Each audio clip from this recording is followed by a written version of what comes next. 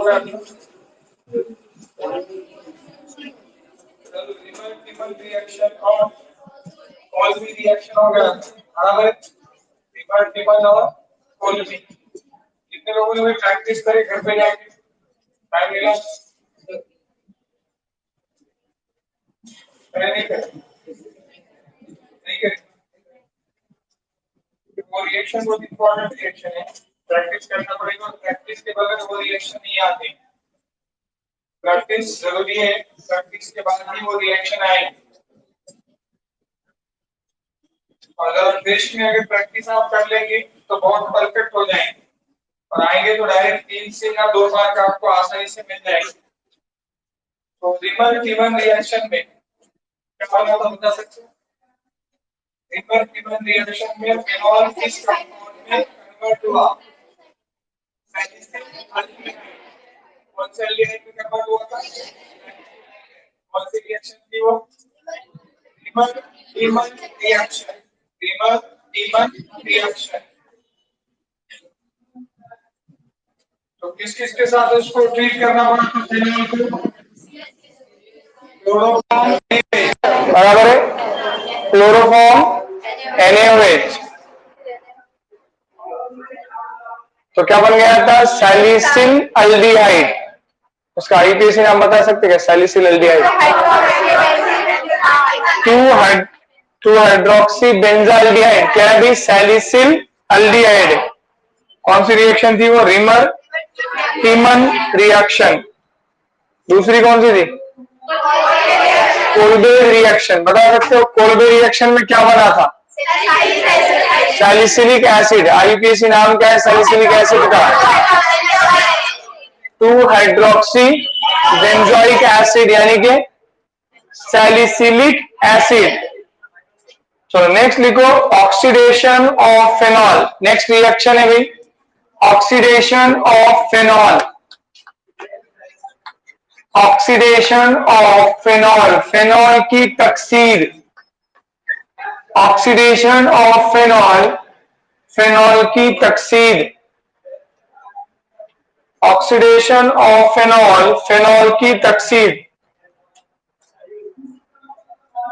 पहले बताना what is mean by oxidation addition of oxygen और removal of hydrogen is called oxidation oxidation के लिए लगता क्या है ऑक्सीडाइजिंग एजेंट लगते हैं ऑक्सीडेशन के लिए क्या लगता है ऑक्सीडाइजिंग एजेंट लगते हैं ऑक्सीडाइजिंग एजेंट क्या प्रोवाइड करते हैं नेसेंट ऑक्सीजन प्रोवाइड करते हैं ऑक्सीडाइजिंग एजेंट क्या प्रोवाइड करते हैं नेसेंट ऑक्सीजन प्रोवाइड करते हैं ठीक है तो यहां पे ध्यान रखो हम ऑक्सीडेशन के लिए हम इस्तेमाल कर सकते हैं क्रोमिक अनहाइड्राइड यानी कि CrO3 ये क्या है क्रोमिक अनहाइड्राइड जो क्या देगा हमको नेसेंट ऑक्सीजन देगा दूसरा ऑक्सीडाइजिंग एजेंट है और Na2Cr2O7 और H2SO4 ये दोनों का मिक्सचर कौन कौन सा Na2Cr2O7 और H2SO4 दोनों का मिक्सचर दोनों भी हमको क्या प्रोवाइड करेंगे नेसेंट ऑक्सीजन प्रोवाइड करेंगे किसके लिए ऑक्सीडेशन के लिए nascent oxygen so see that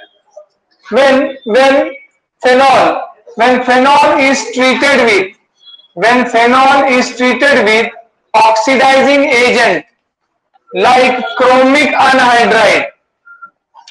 anhydride or Na2Cr2O7 that is sodium dichromate Na2Cr2O7 in presence of dilute H2SO4 तो एरो पे लिखो CrO3 या ऑब्लिक नीचे लिखो Na2Cr2O7 ऑब्लिक H2SO4 दोनों में से कोई भी दोनों का काम क्या है नेसेंट ऑक्सीजन देना बोलो क्या हो जाएगा यहाँ पे हमने हाइड्रोजन नहीं लिखा लेकिन यहाँ पे हाइड्रोजन है तो देखा गया कि यहां से देखा गया कि ये जो एक ऑक्सीजन उसने क्या किया OH वाला H उड़ाया और पैरा पोजीशन का H उड़ाया बोलो क्या बना H2O, वाटर बन चुका है, प्लस क्या आया, H2O आया।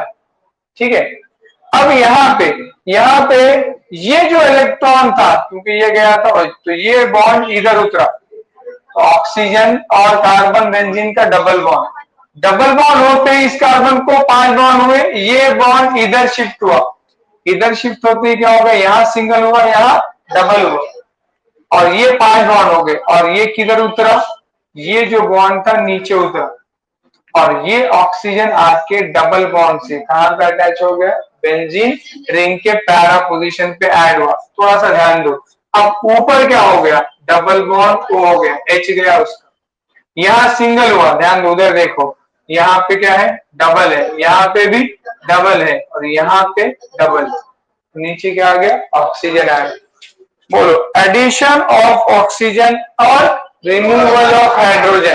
देखो यहां से हाइड्रोजन भी रिमूव हुए और ऑक्सीजन भी ऐड हुआ, इस रिएक्शन को हम क्या कहेंगे, ऑक्सीडेशन।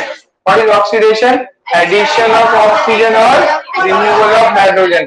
तो यहाँ पे ये जो बनने वाला कंपाउंड है इसको कहते हैं पैरा बेंजोक्यूनोन। क्या कहेंगे, पैरा बेंजोक्यूनोन, पैरा बेंजोक्यूनोन नाम है इसका। तो लिखो कैसा, लिखो फेनॉल लिखो, ठीक है फेनॉल, लेकिन इसमें अब रिंग मत बताओ, alternate double bond single bond बताओ, आपको आसानी होगी समझने। गिव्स राइज टू, अब आप यहाँ पे ध्यान रखना है क्या इस्तेमाल हो रहा है, नेसेंट ऑक्सीजन। तो आप अगर टेक्स्ट बुक में देखेंगे तो उसने नेसेंट ऑक्सीजन बताया ही नहीं, उसने क्या किया, डायरेक्ट समझ जाने का रहता, ऊपर आरो पे दे दिया CrO3 या फिर और या दिया Na2Cr2O7, ठीक है, और H2SO4। तो ये समझने की बात रहती है कि ये ऑक्सीडाइजिंग एजेंट है, और ऑक्सीडाइजिंग एजेंट क्या प्रोवाइड करते हैं, नेसेंट ऑक्सीजन प्रोवाइड करते हैं। और नेसेंट ऑक्सीजन क्या ने, कितने nascent oxygen total, 2 nascent oxygen attack किए, एक ने यहाँ का H निकाला और यहाँ का H निकाला, ये इधर ट्रांसफर हुआ, ये इधर ट्रांसफर, ये नीचे ट्रांसफर, और यहाँ पे डबल बॉन्ड से आके ऑक्सीजन बैठ गया। तो ऊपर का जो ऑक्सीजन है वो डबल बॉन्ड वो हो गया, और एक नया ऑक्सीजन आके नीचे डबल बॉन्ड ओ से बैठा, यहाँ डबल यहाँ डबल, प्लस क्या है H2O, जरूरत नहीं है प्लस H2O बताने की, it is para benzoquinone, para बेंजोक्यूनोन। तो ये हो गया ऑक्सीडेशन ऑफ फेनॉल। तो नीचे वाली रिएक्शन लिख लेना है जल्दी फास्ट।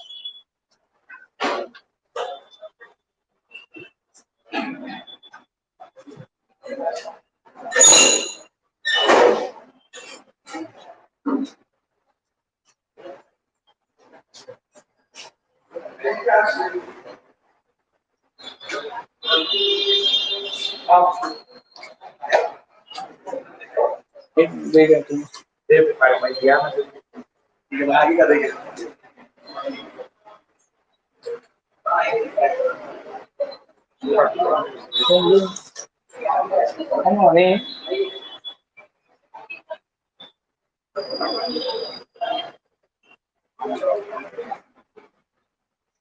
देखो 5 बच्चों,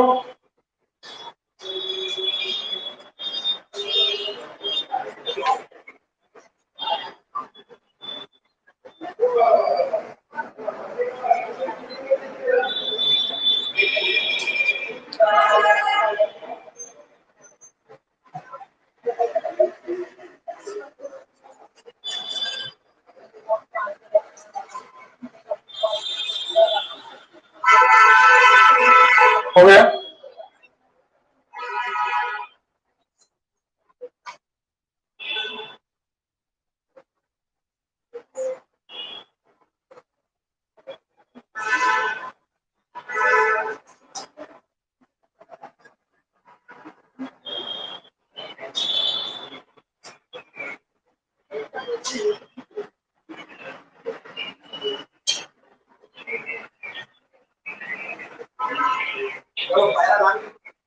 para benzoquinone, para benzoquinone, para बेंजोक्यूनोन।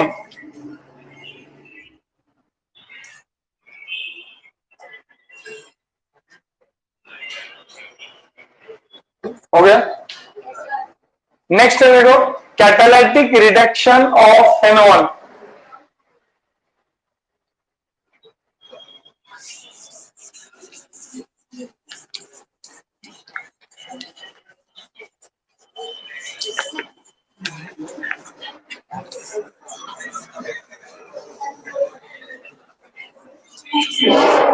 देखो फेनॉल का रिडक्शन हम दो तरह से कर सकते हैं, एक सिंपल रिडक्शन है और दूसरा कैटालाइटिक रिडक्शन।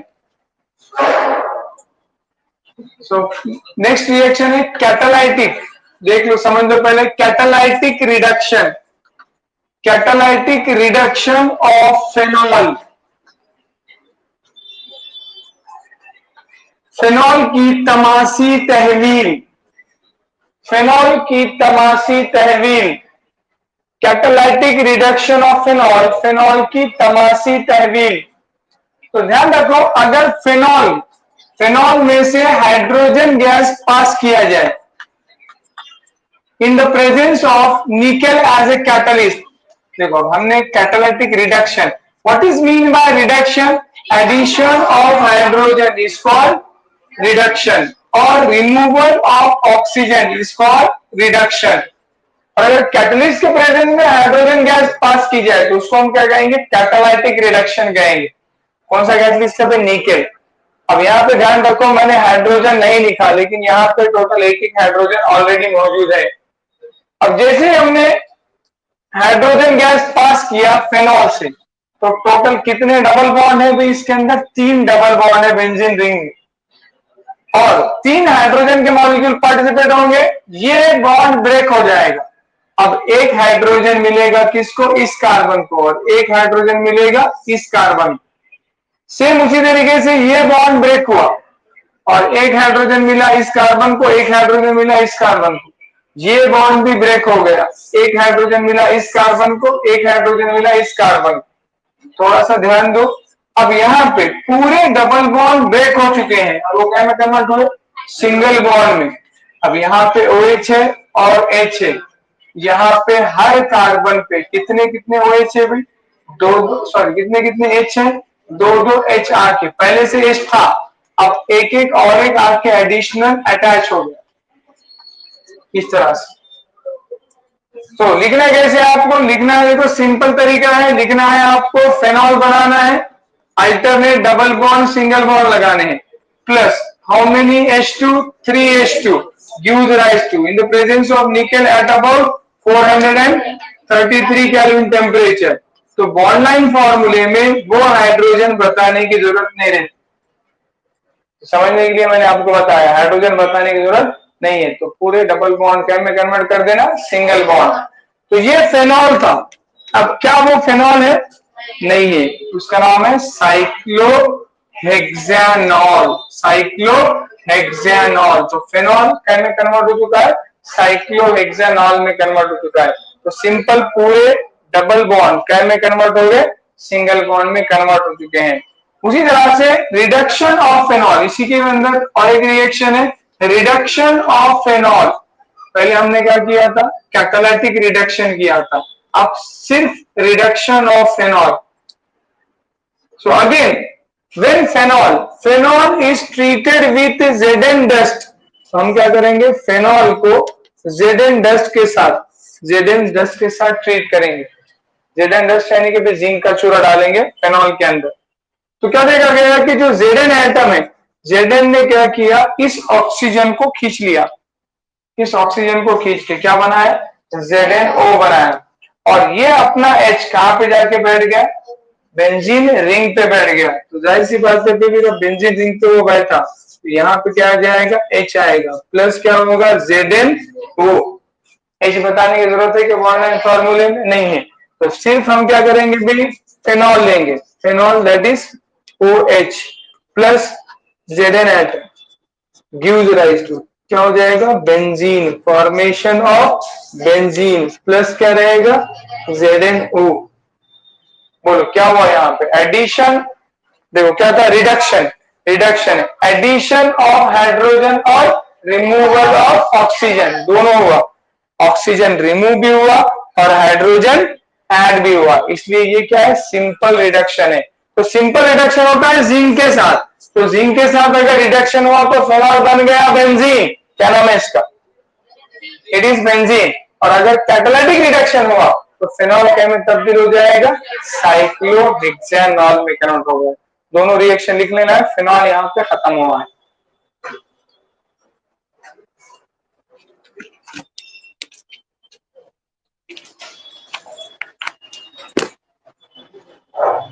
कितने रिएक्शन हो गए रिवाइज करो, अभी पूछूंगा मैं फिनॉल।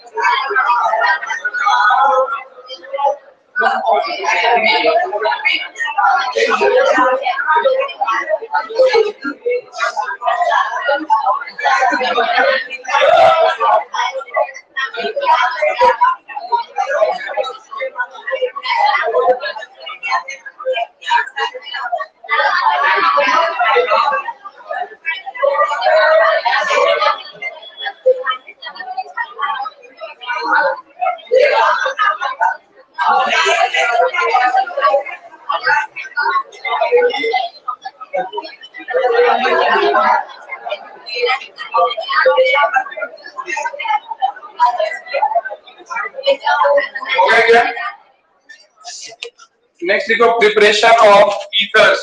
यहाँ पे पेन ऑफ खत्म हो चुका है। लास्ट जो पार्ट है चैप्टर का दैट इज ईथर्स। तो हेडिंग देना है प्रिपरेशन ऑफ ईथर्स, ईथर्स की तैयारी। प्रिपरेशन ऑफ ईथर्स, ईथर्स की तैयारी।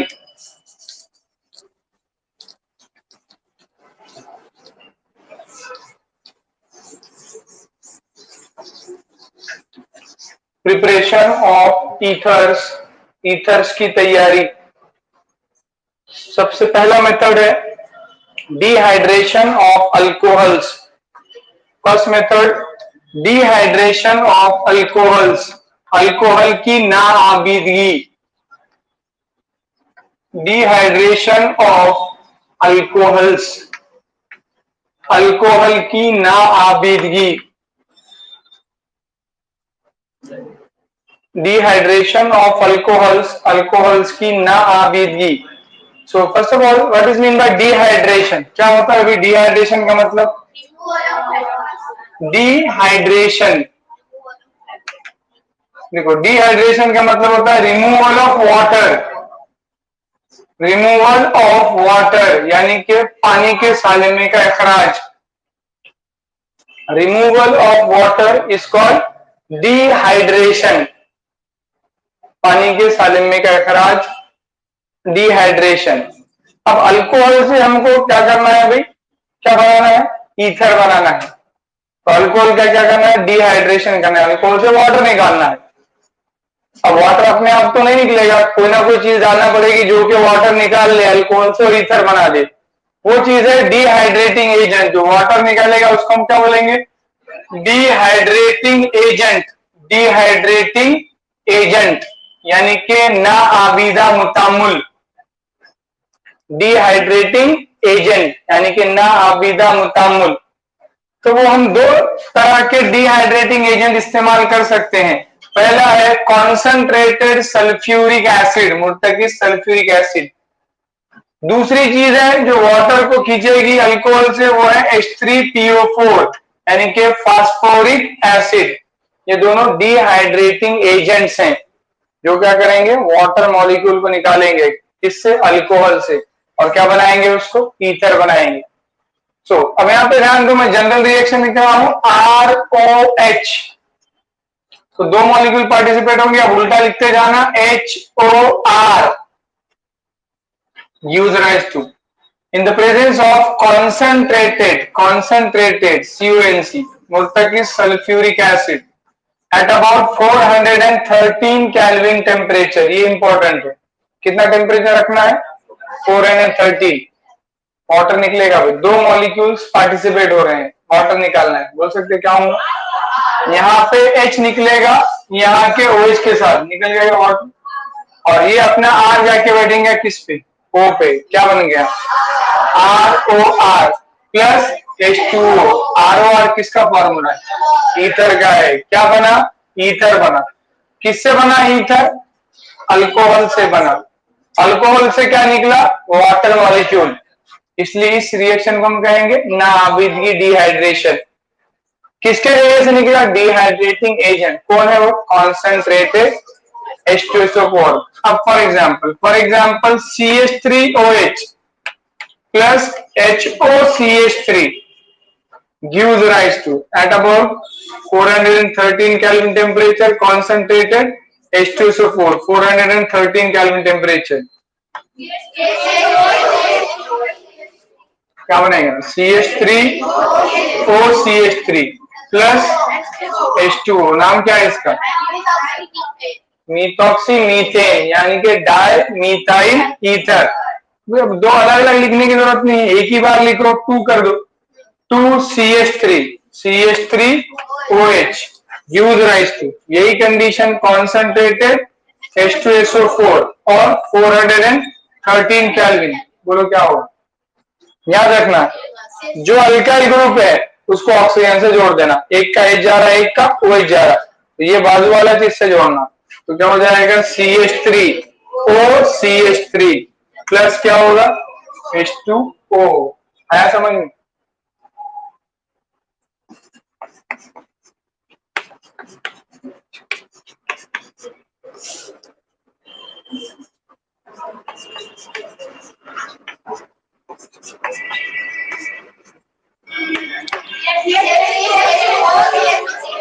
नाम नाम नाम डाई इथाइल ईथर, तो CH3 CH2O CH2 CH3 plus H2। आ गया कि समझ में। तो अब ये क्या कहलाता है, इंटरमॉलिक्यूलर डिहाइड्रेशन। किस तरह का डिहाइड्रेशन कहते हैं इसको, इंटरमॉलिक्यूलर इंटरमॉलिक्यूलर डिहाइड्रेशन यानी कि बैनुसालिमाती नाआबिदगी, यानी कि इंटर यानी कि दो अलग अलग मॉलिक्यूल से, एक से H जा रहा और एक से OH जा रहा, इसको हम क्या कहेंगे, इंटरमॉलिक्यूलर डिहाइड्रेशन यानी कि बैनुसालिमाती नाआबिदगी। जो लिखो फास्ट,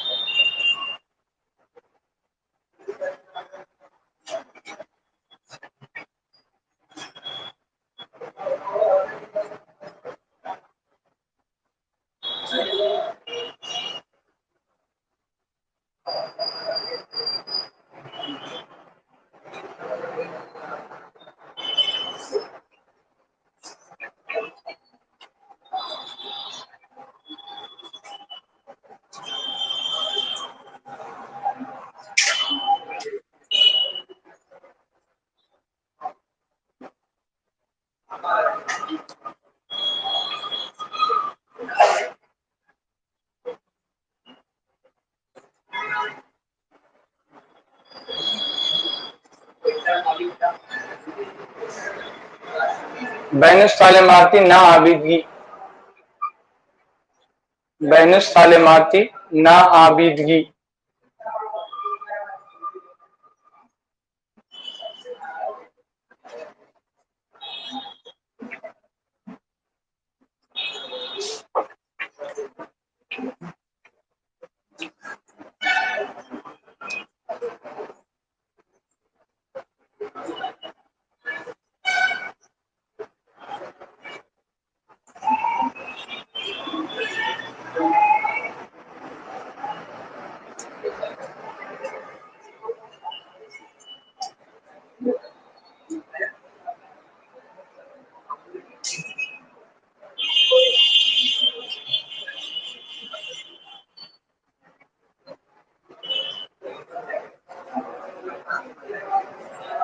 हो गया क्या?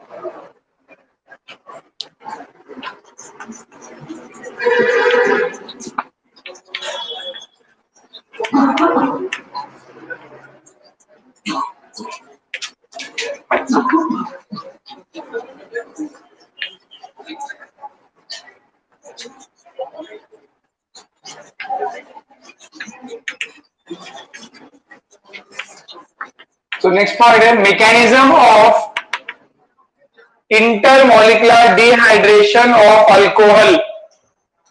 Mechanism of intermolecular dehydration of alcohol. Alcohol के वेनुस तालेमाती ना आबिदगी का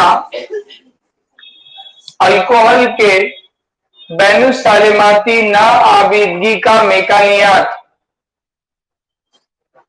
अल्कोहल के वेनुस तालेमाती ना आबिदगी का मेकानियात. अल्कोहल के वेनुस तालेमाती ना आबिदगी का मेकानियात. Mechanism. What is mean by mechanism? Step by step detailed description of conversion of reactant into product. Step by step detailed description of conversion of reactant into product is called as mechanism.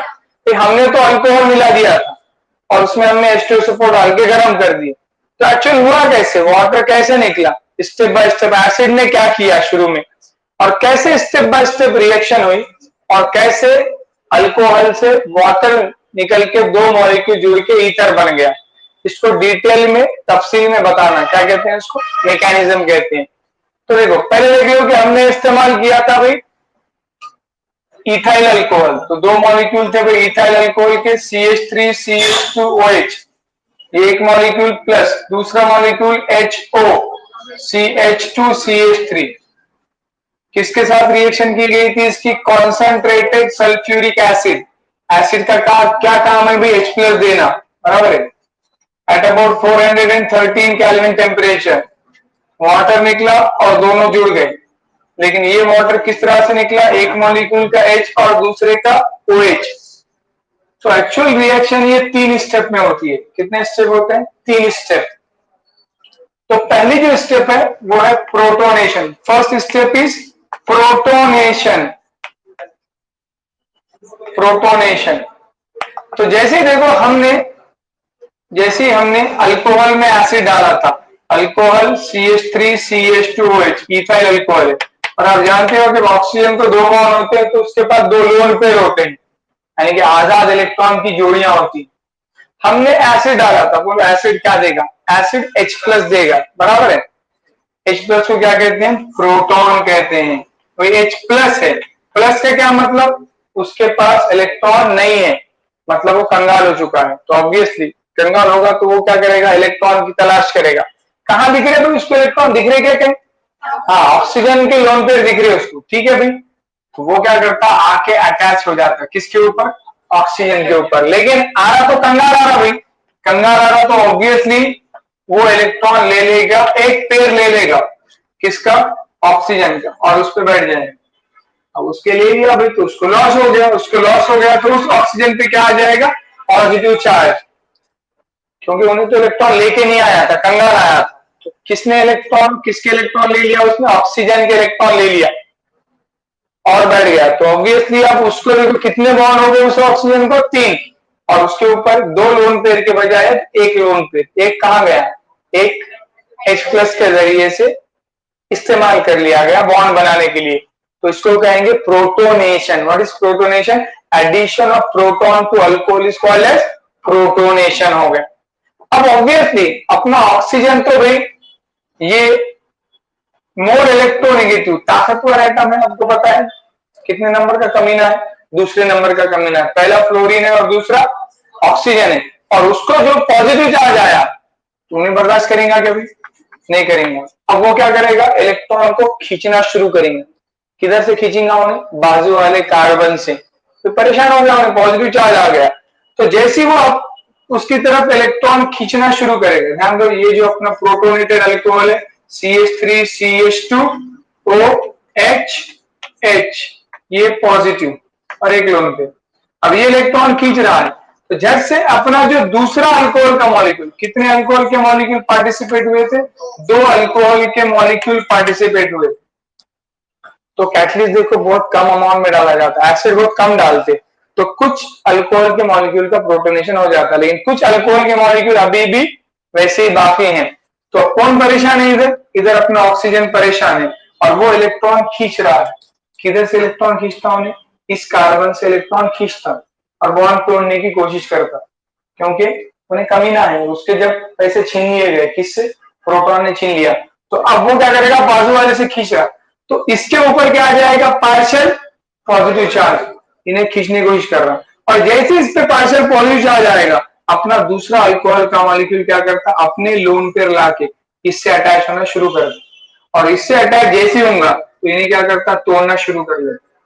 तो ध्यान रखो, ये क्या करेगा, पूरा bond तोड़ के electron ले जाएगा, तो उसके लोन पेयर क्या हो जाएंगे, वापस आ जाएंगे, उसके लोन पेयर वापस आ जाएंगे। ध्यान दो, ये ऑक्सीजन ने तोड़ के ले लिया भाई, और उसके 2 लोन पेयर वापस आ गए, ठीक है। इस तरह से उसने तोड़ के लेके चले गया 2 लोन पेयर वापस। अब इस पे क्या आ जाएगा, पॉजिटिव चार्ज, तो लेके जाने के बाद इस पे क्या आएगा, पॉजिटिव चार्ज। अब ये किस पे अटैच हो जाएगा, अब उसको कौन इलेक्ट्रॉन दे रहा है, अब ये कार्बन कंगाल हो गया, अब ये कार्बन को कौन इलेक्ट्रॉन लाके अटैच करेगा, दूसरे अल्कोहल का मॉलिक्यूल का ऑक्सीजन। ऐसी हो रहा है, देख लो थोड़ा, देखो ये अपना CH3 और CH2, ये ऑक्सीजन, इसका हाइड्रोजन पहले से है, उसने अब कंगाल कार्बन को क्या किया, इलेक्ट्रॉन देके बॉन्ड बना लिया।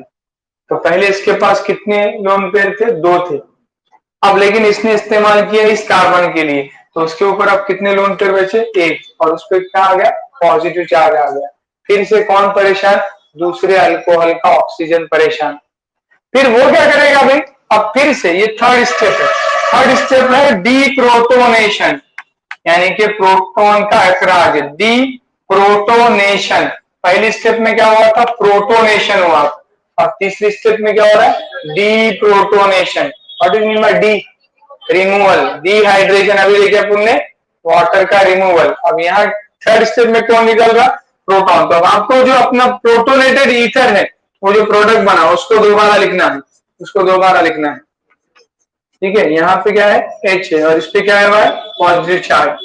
अब डीप्रोटोनेशन होगा, यानी कि ये ऑक्सीजन इसके ऊपर 1 लोन पेयर है, ये अपना बॉन्ड तोड़ के इलेक्ट्रॉन खींचेगा, किससे? हाइड्रोजन से, और उसको कंगाल करके छोड़ देगा।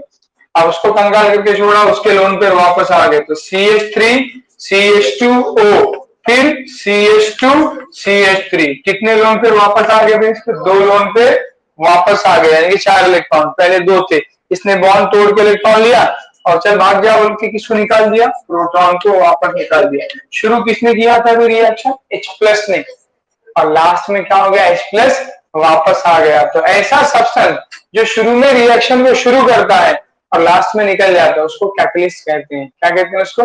कैटलिस्ट। अगर एसिड नहीं डालते तो ये सब होता था क्या? नहीं होता था। इसी वजह से अब आप देखो, पहली स्टेप सिंपल स्टेप है, अल्कोहल लिखना, दो लोन पर H प्लस आर के अटैच कर देना, दो, एक H के बाद आएगा, 2 H रहेंगे, और उस ऑक्सीजन पे क्या आएगा? पॉजिटिव चार्ज, और उस पे आएगा लोन पे।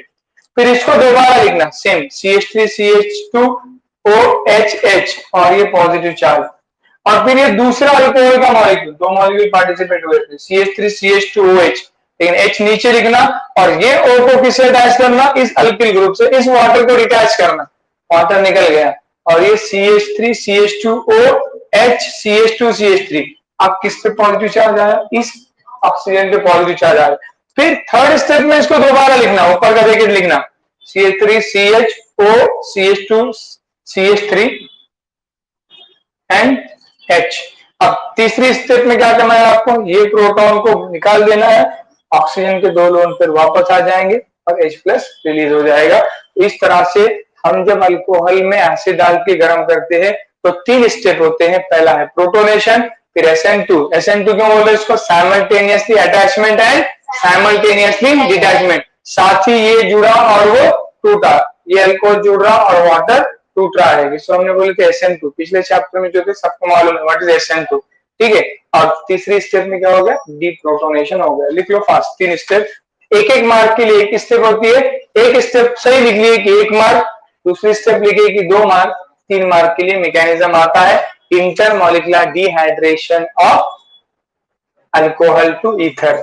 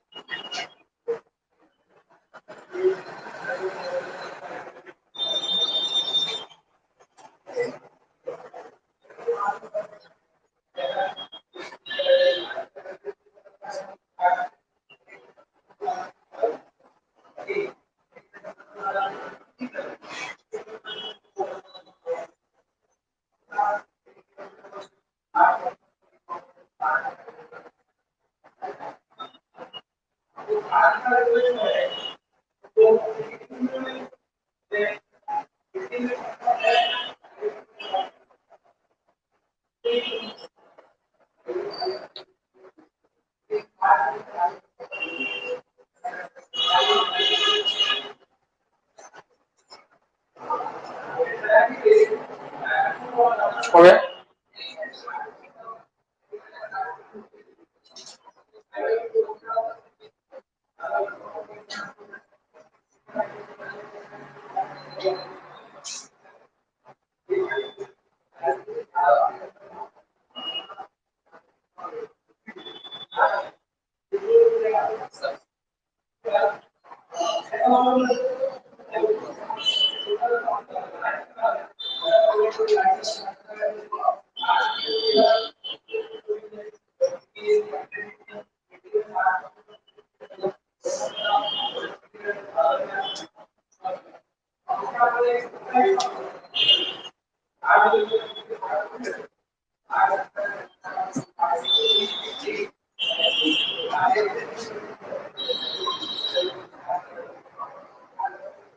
तो जल्दी फास्ट।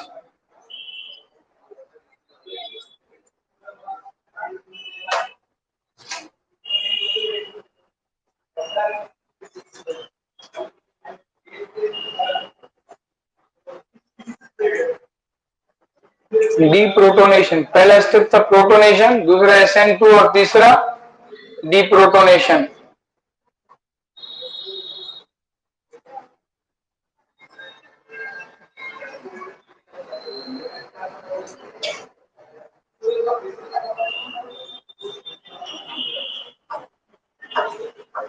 तो फर्स्ट मेथड था डिहाइड्रेशन ऑफ अल्कोहल, सेकंड है Williamson synthesis.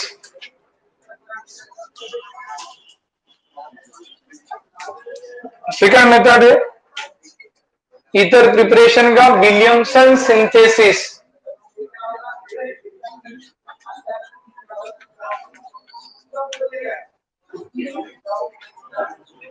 Williamson synthesis, Williamson तालीफ, उर्दू में लिखो विलियमसन तालीफ,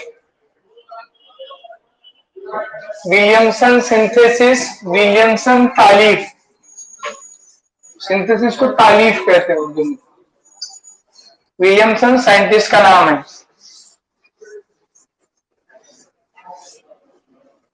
तो क्या बना रहे हैं हम? ईथर, विलियमसन तालीफ, विलियमसन सिंथेसिस।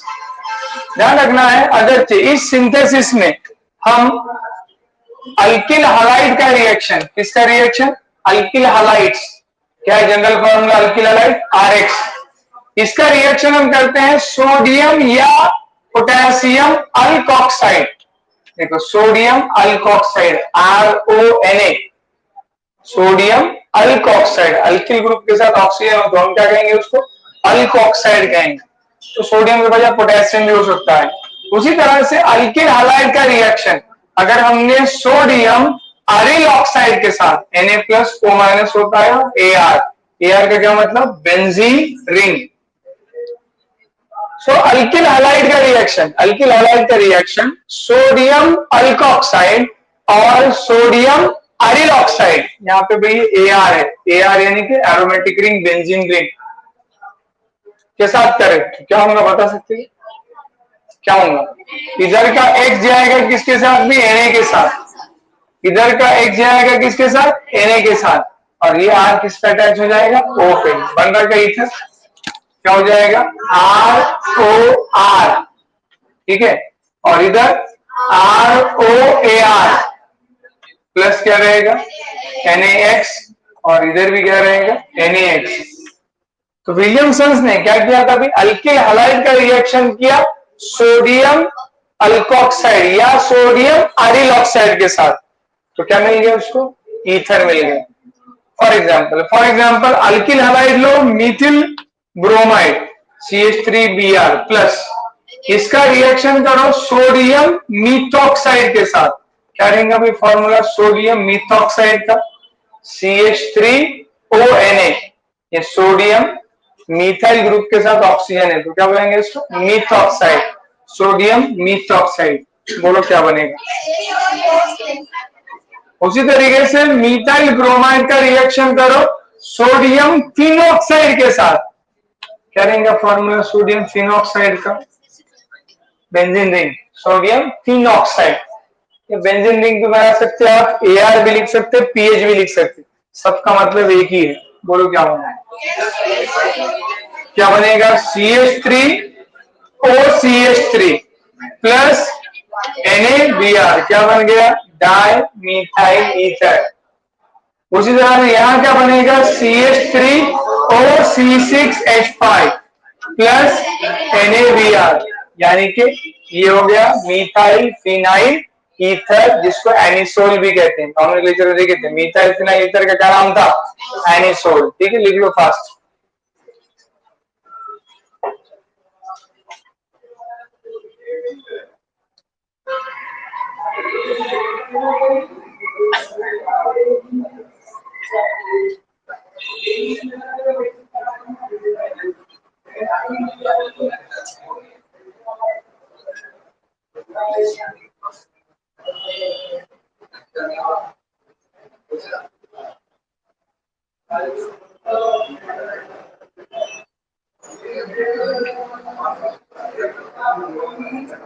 बात नहीं।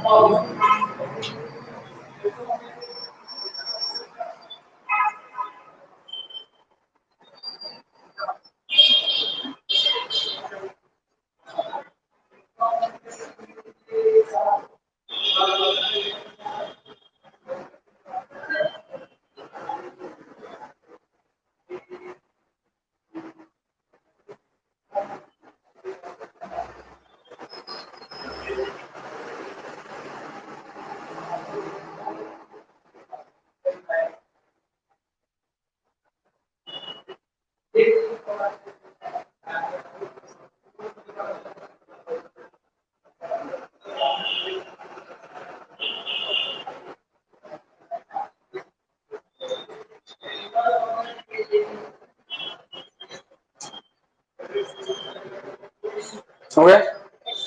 देखो ये जो मेथड है, इससे आप सिंपल ईथर भी बना सकते हो और मिक्स्ड ईथर भी बना सकते हो।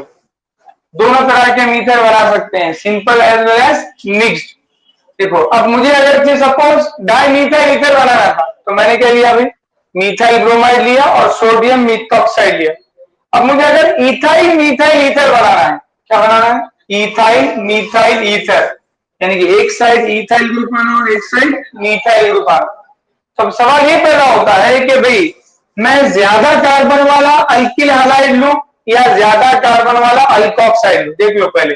अब सपोज मुझे बनाना है इथाइल मीथाइल ईथर, और मैं शुरुआत करता हूं मैं किससे? मीथाइल ब्रोमाइड से। एक कार्बन आ गया इधर, इथाइल मीथाइल ईथर बनाना है, तो दूसरी जाने मुझे कितने कार्बन होना? 2 कार्बन होना। तो एक कार्बन तो इधर आ गया, तो फिर 2 कार्बन मैं किधर एडजस्ट करता हूँ? इधर अल्कोक्साइड में एडजस्ट करता हूँ। तो मुझे अब क्या लेना पड़ेगा भाई? सोडियम इथॉक्साइड लेना पड़ेगा। इथाइल ग्रुप ऑक्सीजन के साथ आया तो क्या बोलते हैं इसको? इथॉक्साइड। क्या नाम है इसका? सोडियम इथॉक्साइड है। और इसका नाम क्या है? Methyl bromide. Methyl bromide. अब या फिर दूसरी मेरे पास चॉइस है, दूसरी क्या चॉइस है भाई? मैं इथाइल ब्रोमाइड लेता हूं, इथाइल ब्रोमाइड। तो भाई 2 कार्बन इधर आ गए, तो बचा गया 1 कार्बन। तो 1 कार्बन वाला मैं लेता हूं सोडियम मिथॉक्साइड। क्या नाम है इसका? Sodium methoxide. It is sodium methoxide. Methyl group के साथ ऑक्सीजन मिथॉक्साइड, इथिल ग्रुप के साथ ऑक्सीजन इथॉक्साइड। इसका नाम क्या है? Ethyl bromide. अब ये मेरे पास पॉसिबल कॉम्बिनेशन है इथाइल मीथाइल ईथर बनाने के। तो क्या हो जाएगा भाई? NaB आ गया, क्या बन गया? CH3, CH3O, CH2, CH3 बन गया क्या? Ethyl methyl ether plus NaBr। ठीक है, ये एक पॉसिबल चॉइस है मेरे पास। यहां पे भी क्या होगा भाई? CH3 फिर CH2 O CH3 plus NaBr, वो बन रहा है, देख लो इथाइल मीथाइल ईथर। लेकिन हमेशा याद रखना, देखो ये अपना अल्कोक्साइड O माइनस, अब वो क्या करता है भाई? अल्किल हैलाइड का हमला करता है, ये O जाके इस पे हमला करता है। ठीक है, साइमल्टेनियसली अटैचमेंट और साइमल्टेनियसली ये O क्या करेगा? जुड़ना शुरू करेगा मिथाइल ग्रुप से, तो Br निकलना शुरू हो जाएगा, तो आके अटैच हो जाएगा, और अटैच हो जाए तो इस तरह का बन जाएगा। अब अगर से मैंने यहाँ पे ध्यान रखना है, ज्यादा कार्बन वाला अल्कोक्साइड है और कम कार्बन वाला अल्किल हैलाइड। अब दूसरा रूट क्या है? ज्यादा कार्बन वाला अल्किल हैलाइड और कम कार्बन वाला अल्कोक्साइड। अब ये O जाने वाला है भाई, OCH3 जाने वाला है, कहाँ जाने वाला है, इस कार्बन पे जाके हमला करने वाला है। तो मुझे बताना कि सोडियम इथोक्साइड को मीथिल ग्रुप पे हमला करना आसान है कि सोडियम मिथोक्साइड को इथिल ग्रुप पे हमला करना आसान है? पहले वाला रूट अच्छा है या दूसरे वाला रूट अच्छा है? पहले वाला अच्छा है। क्यों भाई? क्योंकि आप यहाँ पे देखो, क्योंकि इस कार्बन पे हमला करना है और पीछे किसकी अड़चन है, मिथाइल ग्रुप की अड़चन है, इसको कहते हैं स्टेरिक हिंड्रेंस, अड़चन खुरचन। तो अब यहाँ पे बीच में पीछे से मिथाइल ग्रुप है, तो अपने मिथॉक्साइड को वहां तक इस कार्बन पे पहुंचना, इस कार्बन पे नहीं पहुंचना, उसको इस पे, ये निकल रहा वो इससे जुड़ेगा, तो ये आएगा OCH3, इधर CH2 CH3 रहेगा। तो कभी भी हमेशा से याद रखो, हमेशा से याद रखो, अगर आपको अनसिमेट्रिक ईथर बनाना है तो हमेशा से याद रखना, ज्यादा कार्बन वाला अल्कोक्साइड लेना और कम कार्बन वाला अल्किल हैलाइड लेना। क्या बोला मैंने? ज्यादा कार्बन वाला अल्कोक्साइड, ज्यादा कार्बन वाला अल्कोक्साइड और कम कार्बन वाला अल्किल हैलाइड। उल्टा कभी भी नहीं करना। क्या नहीं करना? कम कार्बन वाला अल्कोक्साइड और ज्यादा कार्बन वाला अल्किल हैलाइड कभी नहीं लेना। क्या करेंगे हम? कम कार्बन वाला अल्किल हैलाइड लेंगे और ज्यादा कार्बन वाला अल्कोक्साइड लेंगे। तो ये रूट सही नहीं रहेगा। जब कभी भी आपको अनसिमेट्रिक ईथर बनाना है तो आपको क्या करना पड़ेगा, ज्यादा कार्बन वाला अल्कोक्साइड लेना पड़ेगा और कम कार्बन वाला अल्किल हैलाइड लेना पड़ेगा। देखो अब मुझे बनाना है मीथाइल आइसोप्रोपाइल ईथर। क्या बनाना है मुझे? Methyl isopropyl ether. तो ये मीथाइल और ये आइसोप्रोपाइल ईथर, ये ईथर मुझे बनाना है। ठीक है, अब मैं बोलता how will you prepare following ethers, how will you prepare following ethers by Williamson synthesis. दर्जेजैन ईथर विलियमसन सिंथेसिस से किस तरह तैयार करोगे? दर्जेजैन ईथर विलियमसन सिंथेसिस से, अब कुछ भी नहीं देता उन्हें, अब विलियमसन सिंथेसिस मालूम रहना पड़ता, अल्किल हैलाइड और अल्कोक्साइड की रिएक्शन है। तो अब पहला बोल रहा आपको उन्हें क्या बनाओ, बोल रहा इथाइल मिथाइल ईथर बनाओ, बोल रहा इथाइल मिथाइल ईथर। ठीक है, किससे बनाओ? बोल रहा विलियमसन सिंथेसिस। और दूसरा बोल रहा आपको second methyl isopropyl ether, methyl isopropyl ether. और तीसरा बोल रहा methyl tertiary butyl ether, methyl tertiary butyl ether. इससे बड़ा बोल रहा विलियमसन सिंथेसिस से इतने ईथर बड़ा हो रहा। तब आपको कुछ भी नहीं दिया, एक भी रिएक्टेंट का नाम नहीं देता, आपको क्या किससे बोल दिया, बस विलियमसन सिंथेसिस। ये मालूम होना पड़ता है कि विलियमसन सिंथेसिस अल्किल हैलाइड और अल्कोक्साइड की रिएक्शन है।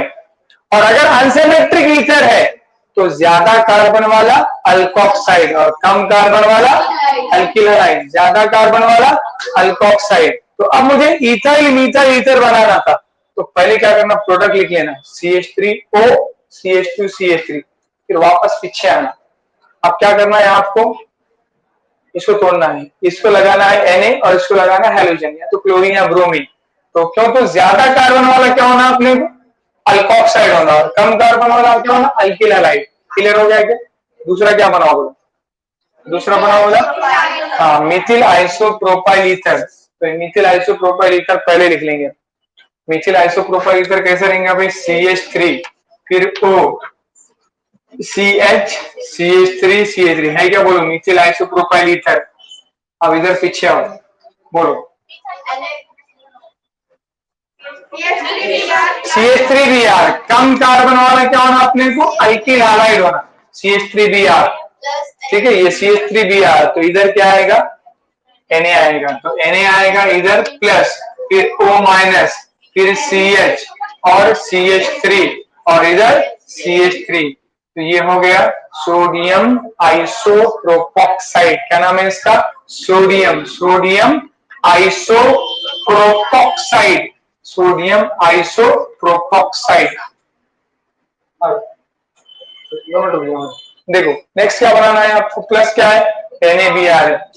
अगर आपने उल्टा कर दिए, मतलब क्या, ज्यादा कार्बन वाला अल्किल हैलाइड लिया और कम कार्बन वाला अल्कोक्साइड लिए तो उल्टा। हमेशा रखना ऑक्सीजन के साथ जो है बड़ा ग्रुप जाएगा और हाइड्रोजन के साथ छोटा ग्रुप आएगा। बोलो क्या बनाना है? टर्शरी ब्यूटाइल मीथाइल, नहीं सॉरी, पहले टर्शरी ब्यूटाइल आएगा, बी कम फर्स्ट, ठीक है। Tertiary butyl methyl ether, tertiary butyl methyl ether आपको बनाना। तो टर्शरी ब्यूटाइल और मिथाइल ईथर, तो पहले लिख लो CH3O, टर्शरी ब्यूटाइल, मतलब ये 4 कार्बन वाला है टर्शरी ब्यूटाइल, ये इस तरह से। ये ईथर अपने को बनाने का है विलियमसन सिंथेसिस से। बोलो क्या क्या होगा? छोटा कार्बन वाला अल्किल हैलाइड यानी कि CH3Br, और ज्यादा कार्बन वाला अल्कोक्साइड Na+O- फिर CH3 आया समझ में? ये Na आ जाएगा, ये इधर। तो कम कार्बन वाला क्या लेना पड़ेगा? अल्किल हैलाइड, और ज्यादा कार्बन वाला अल्कोक्साइड। नाम बताओ इसका? Sodium tertiary butoxide. क्या नाम है इसका? Sodium tertiary butoxide, butoxide plus क्या रहेगा? NaBr plus NaBr। तो देखो अब सिर्फ क्या बोला था उन्हें आपको, how will you prepare following ether from Williamson synthesis, बस ये नाम दे दिया था। तो पहली चीज आपको विलियमसन सिंथेसिस है क्या ये मालूम होना। विलियमसन सिंथेसिस अल्किल हैलाइड और सोडियम अल्कोक्साइड के दरमियान की रिएक्शन है। उसके बाद अनसिमेट्रिक ईथर के लिए मालूम होना कि ज्यादा कार्बन वाला अल्कोक्साइड लेना और कम कार्बन वाला अल्किल हैलाइड लेना, तब जाके आप ये रिएक्शन कर सकते हैं। कंसेप्ट अगर क्लियर है आपका, इस रिएक्शन में क्या इस्तेमाल होता है और कैसे रिएक्शन होती है, तो कुछ भी देने दो आप बना सकते हैं, ठीक है। कंसेप्ट क्लियर हो, रटने की कोशिश मत करो। साइंस रटने की चीज नहीं है, समझने की चीज है। एक बार समझ गए तो आप 1000 रिएक्शन बना ले सकते हैं। समझना जरूरी है। 10 तक क्या रहता भाई? बस रटने का, उत्तर रट के उत्तर उगल के आने का रहता, लेकिन यहाँ समझने का है। रट सकते कैसे? पॉसिबल है क्या? इसलिए तो 10th में 99 और 12th में 49 हो जाता डायरेक्ट, ठीक है, ग्रुपिंग में नहीं आता। तो कंसेप्चुअल पढ़ने की कोशिश करो।